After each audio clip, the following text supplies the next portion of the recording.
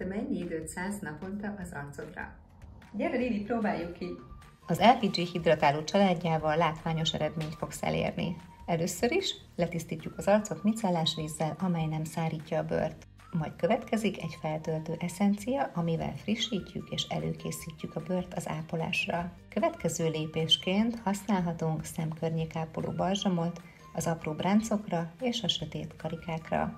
A mélyebb ráncokra, illetve a bőrnek a védelméért az Oil & Water szérumot ajánljuk. A rituálét egy gélkrémmel vagy egy úgynevezett rich krémmel zárhatjuk. A gélkrém ragyogóvá és energikussá teszi a bőrt. Száraz, vízhiányos bőrre és a téli szezonban a rich krémet ajánljuk, amely mélyen hidratál, védi a bőrt a környezeti hatásoktól és megszünteti a száraz, feszítő érzést. Bársonyosan puhává teszi a bőrt.